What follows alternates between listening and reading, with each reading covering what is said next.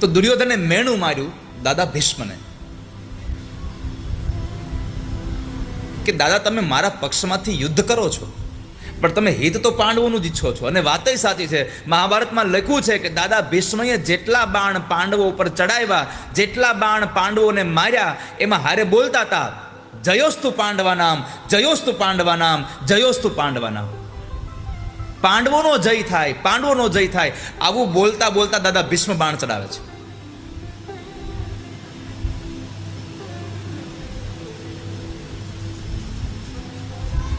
તો દાદા ભીષ્મએ કહ્યું કે તને ભરોસો ન હોય તો એક કામ કર, તારા પત્ની ભાનુમતીને આજે સાંજના સમયે હું જ્યારે ભગવાનની પૂજામાં બેસું ત્યારે મોકલજે, હું એને અખંડ સૌભાગ્યવતીના આશીર્વાદ આપી દઈશ, પછી તો તને ભરોસો આવશે ને?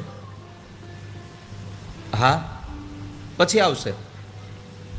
સાંજ પડી, યુદ્ધ વિશ્રામ થયું, સૌ પોતપોતાની છાવણીમાં ગયા. દાદા ભીષ્મ સાંજનું સંધ્યા કર્મ કરી પરવારી ભગવાનના ભજનમાં બેઠા. બધી છાવણીમાં સૌ લોકો નિદ્રાને આધીન થવા લાગ્યા. દાદા ભગવાનના ભજનમાં હતા અને એ સમયે દુર્યોધનની પત્ની ભાનુમતી ભગવાન પાસે પહોંચે એની પહેલા દુનિયાનો સૌથી મોટો રાજકારણી કૃષ્ણ,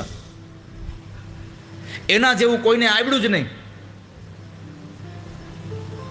ભાનુમતી પહોંચે એના પહેલા દ્રૌપદીને લઈને દાદા પાસે પહોંચી ગયા.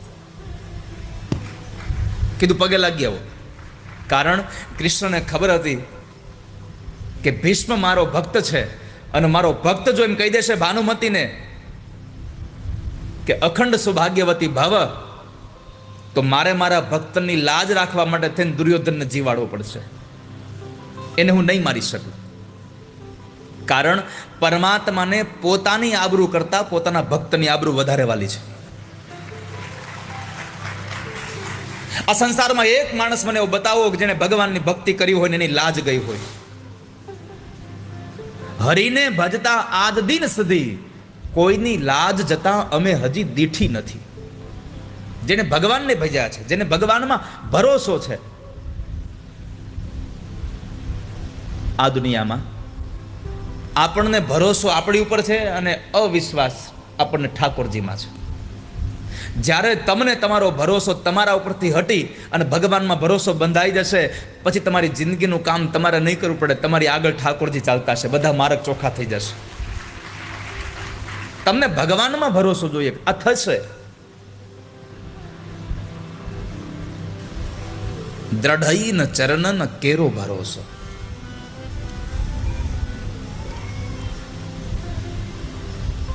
તો દ્રૌપદીને આશીર્વાદ લેવડાવી દીધા અખંડ સૌભાગ્યવતી ભવના. દ્રૌપદી કીધું કે હવે કાલે મારા અર્જુનની સામે કોઈ પણ આવે, મને દાદા બીક નથી હવે મારા સૌભાગ્યની. દ્રૌપદીનો અવાજ સાંભળી અને દાદાએ કીધું દ્રૌપદી તું અહીંયા આવવાનું હતું ભાનુમતીને, તું ક્યાંથી પહોંચી ગઈ? પણ દાદા સમજી ગયા હતા કે આ અહીંયા આવી નહીં હોય, આને કોક લાવ્યું છે.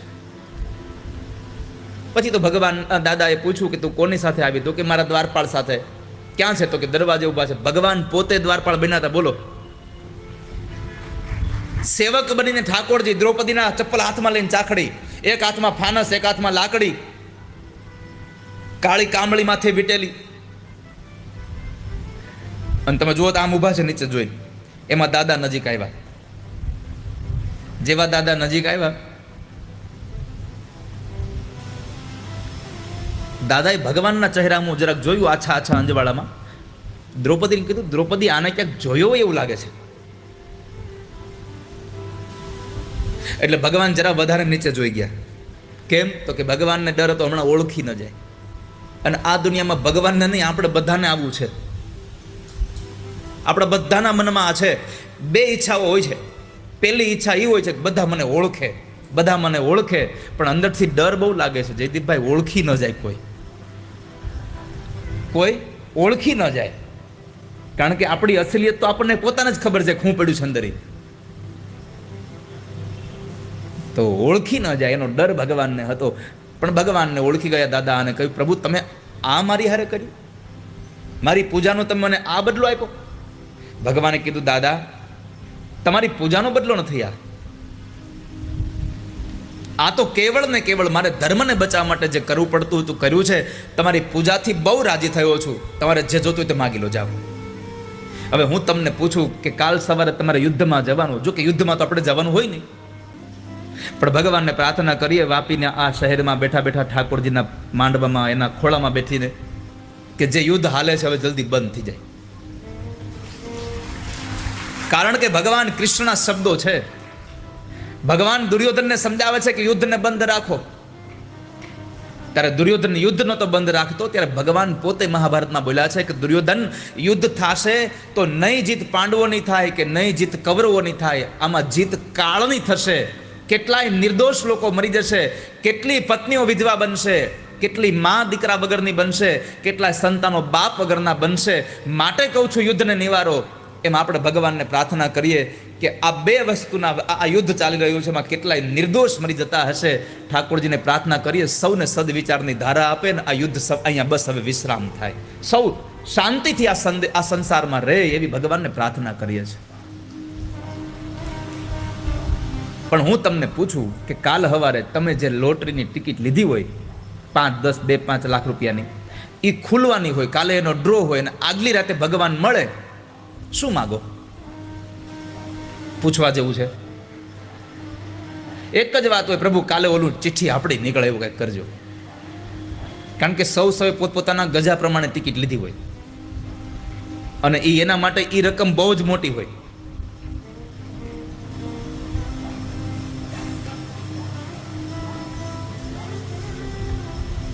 પણ દાદા ભીષ્મએ કાલ સવારે યુદ્ધમાં જવાનું હતું, છતાંય એટલું જ માંગ્યું, પ્રભુ મારી પ્રાર્થના છે કે આવતીકાલ કદાચ એ કુરુક્ષેત્રના મેદાનનું યુદ્ધ અમે હારી જઈએ તો વાંધો નથી, પણ મારું જિંદગીનું યુદ્ધ હું જીતી જાઉં, એટલા માટે મારો અંત સમય આવે ત્યારે ઠાકોરજી મારી સામે ઊભા રહેજો તમે. સમય મારો સાધ જેવાલા, કરું હું તો કાલાવાલા. સમય મારો સદજેવાલા, કરું તો કાલાવાલા. સમય મારો સાધ જેવાલા, કરું હું તો કાલાવાલા.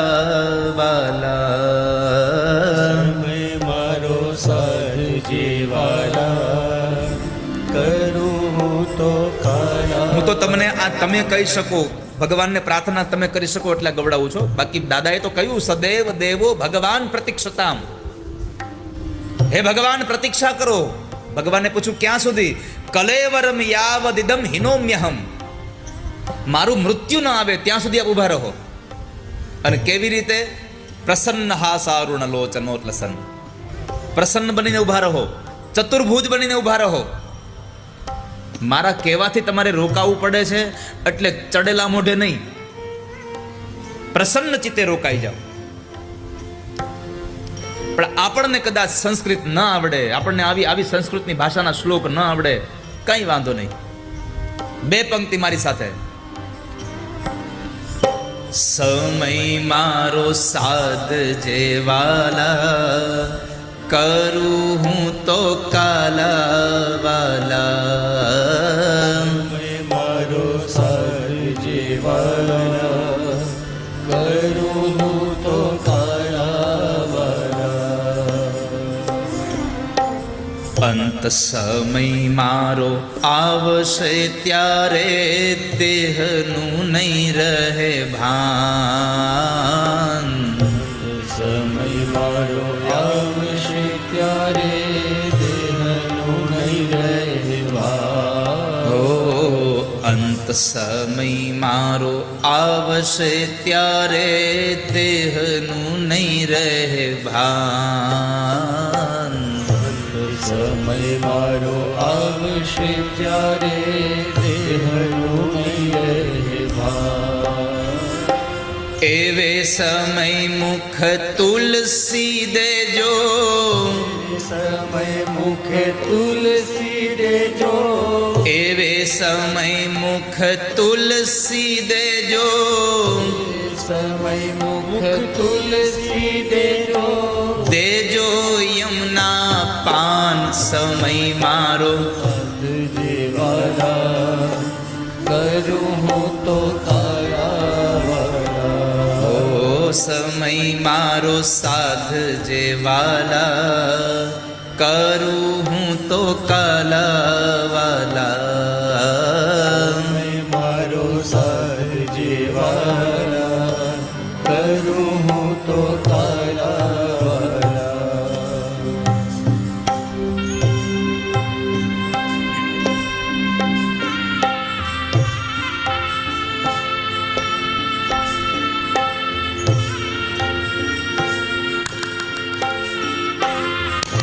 જાગો ગ્રાહક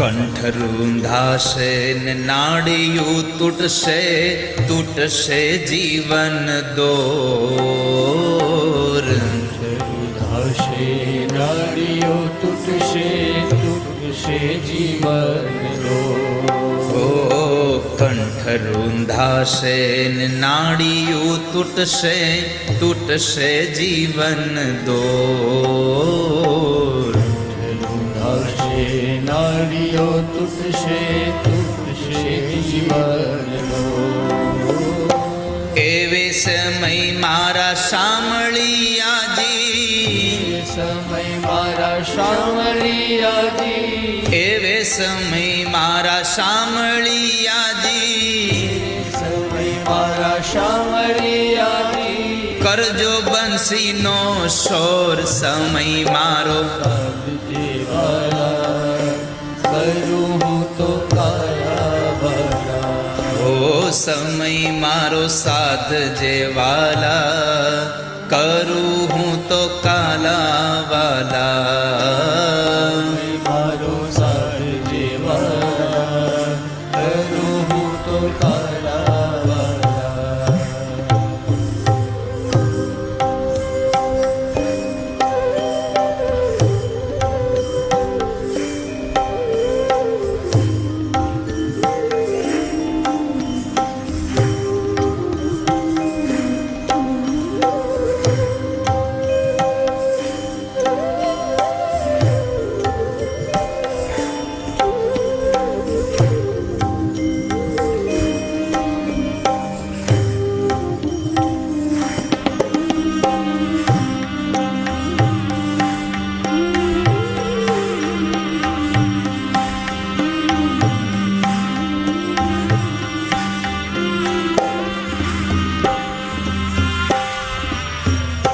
જીભલડી મારી પરવશ બનશે હારી બેસીશ હું હામ ભલડી મારી પરવશ બનશે હારી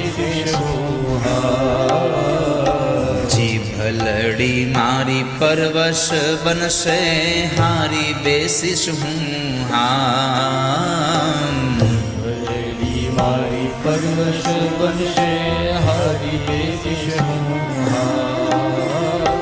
એવે સમય મારા અલબેલાજી એવે સમય મારા અલબેલાજી મુખે રાખજે નામ સમય મારો સાધ જેવાલા કરું હું તો કાલાવાલા ઓ સમય મારો સાધ જે વાલા કરું હું તો કાલાવાલા મારો સાથ જેવાલા કરું હું તો કાલાવાલા ભગવાન તમે આવો મારી જીભ કદાચ બીજું કઈ નામ ન લઈ શકે પણ ઠાકોરજી અંત સમયે ત્વામેવ યાચે મમ દેહી જીહવે સમાગતે દંડ ધરે કૃતાંતે બિલ્વ મંગલ દામોદર સ્તોત્રમાં લખે છે કે જ્યારે યમના દૂત મારી સામે આવીને ઉભા રહે ને ત્યારે જીભ મારી એક પ્રાર્થના છે એવે સમય તું એટલું કહેજે હે ગોવિંદ હે માધવ હે દામોદર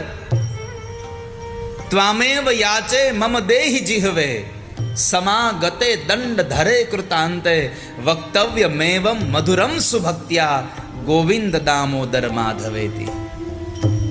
ભગવાન, મારી જીભ પરવશ થઈ જાય, હું કઈ બોલી શકવાની કોઈ સ્થિતિમાં ન હોઉં, ત્યારે એટલી તો કૃપા કરજો નાથ કે મારી જીભ પર તમારું નામ રહે.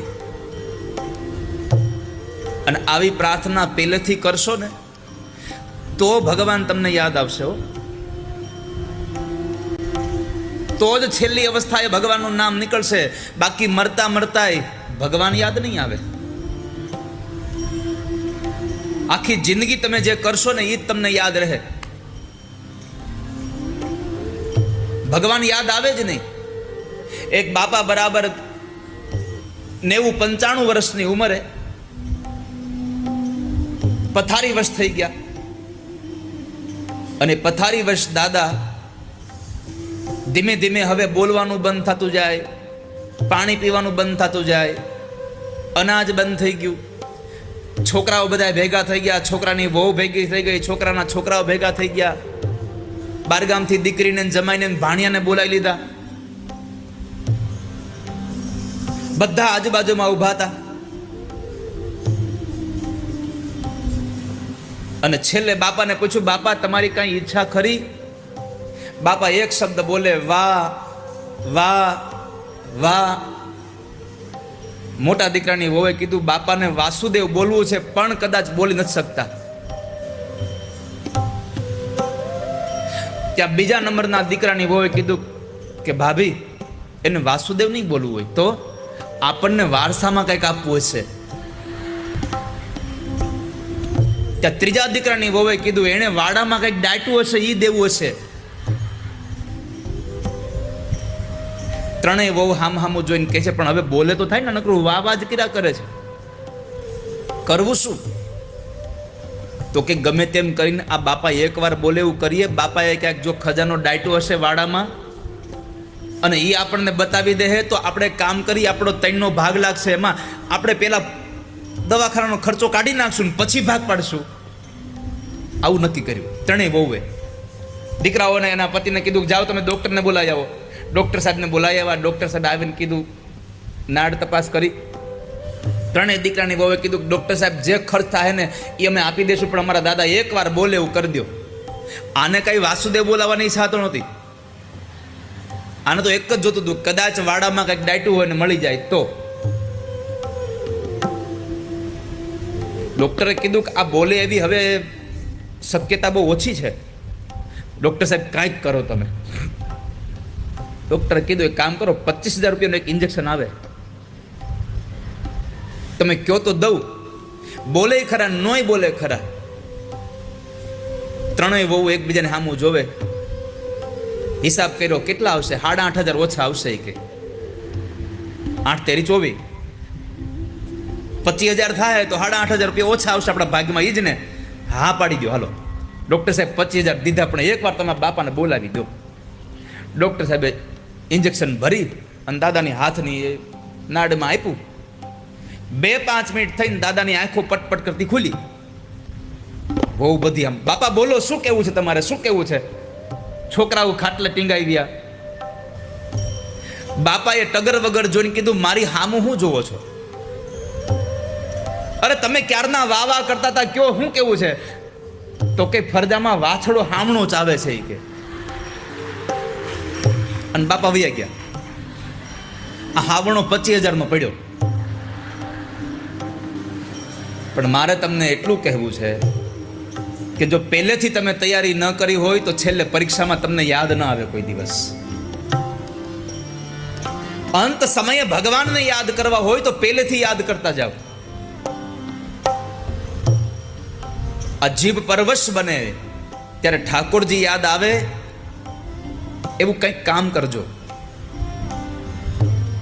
અને ભગવાન સામે આવીને ઉભા રહો તો મારી આંખડી પાવન થઈ જાય. આંખલડી મારી પાવન કરજે, દેજે તું એક જ લાવ.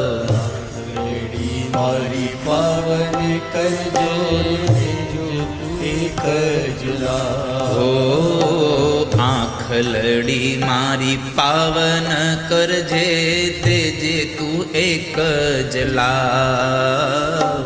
આંગલડી મારી પાવન કરજો તેજો તું એક જ લાવ. શ્યામ સુંદર તારી ઝાંખી કરીને, સુંદર તારી ઝાંખી કરીને, શ્યામ સુંદર તારી ઝાંખી કરીને, સુંદર તારી ઝાંખી કરીને, છોડું મારા પ્રાણ સમય મારો.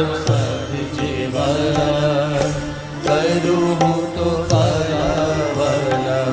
ઓ સમય મારો સાધ જેવાલા, કરું હું તો કાલાવાલા. મારો સાથ જેવાલા કરું હું તો કાલાવાલા. ઓ સમય મારો સાધ જેવાલા, કરું હું તો કાલાવાલા. સમય મારો સાથ જેવાલા કરું હું તો કાલાવાલા. ભગવાન આપ રોકાઈ જાઓ. પરમાત્મા રોકાયા. કુરુક્ષેત્રના મેદાનમાં દાદા ભીષ્મ બાણ સૈયા ઉપર પોઢેલા. ત્યાં ભગવાન ગયા.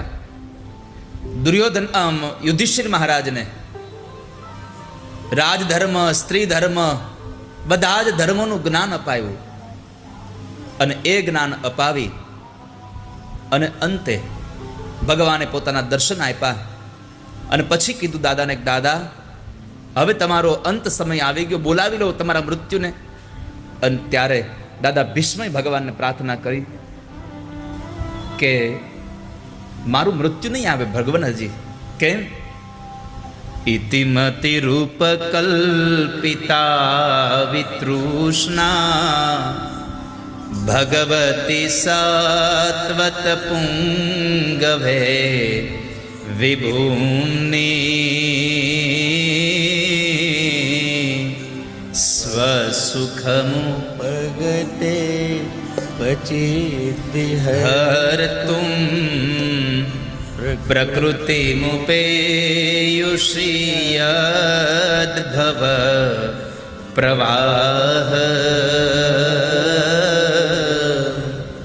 ઇતિમતિ રૂપ કલ્પિતાવી તૃષ્ણા. ભગવાન મારી મતિરૂપી કન્યા હજી કુંવારી છે અને એના માટે મેં કોઈ મૃત્યુ હજી પસંદ કર્યો નથી. અને એના માટે મૃત્યુ શોધું છું તો મને તમારા જેવું બીજું કોઈ ગમતું નથી. તમે મારી આ બુદ્ધિરૂપી કન્યાનો હાથ સ્વીકાર કરો તો મને મૃત્યુ આવે. ભગવાને પૂછ્યું કે દાદા તમને હું ગમું છું, પણ તમારી દીકરીને ગમું છું કે નહીં એ તો પૂછો ને પહેલા. મા બાપને મૃત્યુ ગમી જાય પણ કન્યાને તો ગમવો જોઈએ. ત્યારે દાદા ભીષ્મએ ભગવાનને કીધું, પ્રભુ આ સંસારમાં કોણ એવી સ્ત્રી હશે કે જે તમને પતિ બનાવવા માટે થઈને ના પાડી શકે કે મને નથી ગમતું? આ દુનિયાનો સૌથી હેન્ડસમ કોઈ મૃત્યુ હોય તો આપણો કનૈયો છે, યાદ રાખજો. તારા સ્વરૂપ ન્યારા ન્યારા, મેં તો તન મન ધનવો વાર્યા. તારા સ્વરૂપ ન્યારા, તો તન મન ધન ઓવાર્યા. ઓ મોર મુગુટ ધરનારા, મારી ભૂલો ના ભૂલનારા. દ્વારિકા વાળા, દ્વારિકા વાળા, દ્વારિકા વાળા, દ્વારિકા વાળા. તારા સ્વરૂપ ન્યારા ન્યારા, મેં તો તન મન ધન વાર્યા. સ્વરૂપ ન્યારા ન્યારા, મેં તો તન મન ધન વાર્યા. તારા સ્વરૂપ ન્યારા ન્યારા, મેં તો તન મન ધન વાર્યા. સ્વરૂપ ન્યારા ન્યારા, મેં તો તન મન ધન ઓવાર્યા. ઓ મોર મુગુટ ધરનારા, મારી ભૂલો ના ભૂલનારા, દ્વારિકા વાળા, દ્વારિકા વાળા, દ્વારિકા વાળા. પ્રભુ, આ સંસારમાં તમારાથી વધારે આ દુનિયામાં કોણ હેન્ડસમ છે? આ છોકરાઓને લાંબા વાળ કરવાની ફેશન લઈ આવ્યું કોણ? આપણો કનૈયો લઈ આવ્યો છે.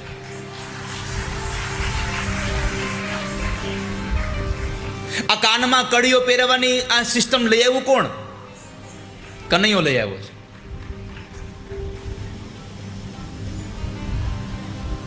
ગાડીને સાઈડ સ્ટેન્ડ ચડાવી અને પગની આંટી મારીને ટેકો દઈને ઊભું રહેવાનું શીખડાવ્યું કોણે? કનૈયાએ. આવને આ બધાને ક્યાં કાંઈ આવડતું હતું? આ તો એની કોપી મારીએ છે આપણે. અને અમુક અમુક કોપી મરાય, બધી મારવા જાય તો હાડકા ભાંગી જાય.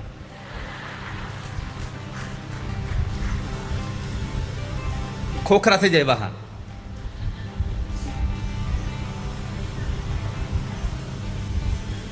તો દાદા ભીષ્મએ કહ્યું, ભગવાન, આ સંસારમાં તમારા જેવું કોણ રૂપાળું છે? તારા સ્વરૂપ ન્યારા ન્યારા. ભગવાનનું સ્વરૂપ કીધું છો. આપણને બધાને પરમાત્માએ રૂપ આપ્યું અને સ્વરૂપ એની પોતાની પાસે રાખ્યું છે. કારણ કે રૂપ ગમે ત્યારે ધીમે ધીમે બદલાતું જાય.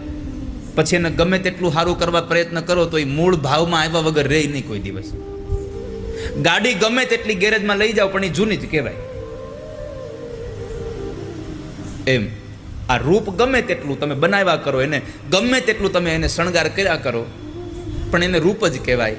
અને ઠાકોરજીને કાંઈ શૃંગાર ન કરો તોય આપણને ગમે એટલે એનું સ્વરૂપ કહેવાય છે સંસારમાં. અને કદાચ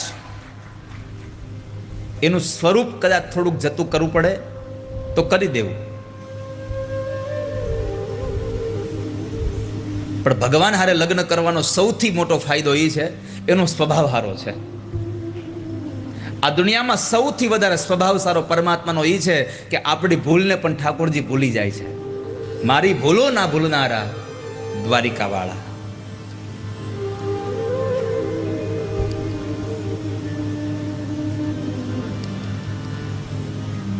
ભગવાન, આ સંસારમાં તમારાથી વધારે કોણ રૂપાળું છે? ત્રિભુવન કમનમ તમાલ વર્ણમ, રવિકર ગૌરવરાંબરમ દધાને. વપુરલ કકુલાવૃતાનનાભ્યમ, વિજય સખેરતિરસ્તુ મે નવદ્યા. ભગવાન, તમારાથી સુંદર આ સંસારમાં કોઈ નથી. આવી 11 શ્લોકોમાં સ્તુતિ દાદા ભીષ્મએ ભગવાન ઠાકોરજીને કરી. પરમાત્માએ એને દર્શન આપ્યા. ભગવાને બહુ બધી વખત પૂછ્યું કે તમને હું શું કામ પસંદ છું? તો કે તમારું રૂપ સારું છે, તમારો સ્વભાવ સારો છે. પ્રભુ, તમે અમારી લાજ રાખવા વાળા છો. ભગવાને કીધું, દાદા મેં શું લાજ રાખી કોઈની? તો કહે છે, પ્રભુ ભૂલી ગયા? તમે પ્રતિજ્ઞા કરી હતી કે હું કુરુક્ષેત્રના મેદાનમાં હથિયાર નહીં લઉં હાથમાં. અને તમારી પ્રતિજ્ઞા પછી મેં પ્રતિજ્ઞા કરી હતી કે વાસુદેવ કર ચક્ર હાથ નવ ધરે તો તુમકો મુખ ના દિખાવું. લાજત હૈ મેરી ગંગા મૈયા, મેં શાંતનું સુત ના કહાવું. મેં પ્રતિજ્ઞા કરી હતી કે કુરુક્ષેત્રના મેદાનમાં કૃષ્ણ જો હાથમાં હથિયાર વગરના જીતી જાય તો મેં ક્ષત્રિયના સંતાન કામના શું? જો કૃષ્ણ હાથમાં હથિયાર ન લે તો ભીષ્મનું આ ધડ લડતા લડતા ઊંધું પડે. શૂરવીરનું ધડ કોઈ દી ઊંધું ન પડે. ઊંધું પડે મારું ધડ. લાજત હૈ મેરી ગંગા મૈયા. અને ત્યારે યાદ છે પ્રભુ, તમે મારું વચન રાખવા માટે થઈ અને રથનું પૈડું લઈને મને મારવા દોડ્યા હતા. દાદા ભીષ્મ જ્યારે રથનું અર્જુનને એક પછી એક બાણ મારે ભગવાન કૃષ્ણનું અભેદ કવચ વિંધાઈ ગયું અને ભગવાનને થયું કે હમણાં દાદો મારી નાખશે અર્જુનને. ત્યારે રથમાંથી કૂદી અને બાજુમાં તૂટેલા રથનું પૈડું લઈને દોડ્યા. ત્યારે દાદાએ કીધું, પ્રભુ તમારી પ્રતિજ્ઞા તૂટી ગઈ. અને પછી હસીને ભગવાન એટલું બોલ્યા હતા, ડારી ચક્ર હરી હસી पर्यो ઉતર દિયો બ્રજરાજ, તજી પ્રતિજ્ઞા મોરી મેં તોરી પ્રતિજ્ઞા કાજ. દાદા, મને ખબર છે મારી પ્રતિજ્ઞા તૂટે છે, પણ મેં મારી પ્રતિજ્ઞા એટલા માટે તોડી નાખી કે મારા ભક્ત ભીષ્મની પ્રતિજ્ઞા ન તૂટી જાય એટલા માટે. આટલા પ્રસંગ ઉપરથી તમે વિચારી શકો છો કે ઠાકોરજીને પોતાની આબરૂ કરતા એના ભક્તની આબરૂ વધારે વાલી છે.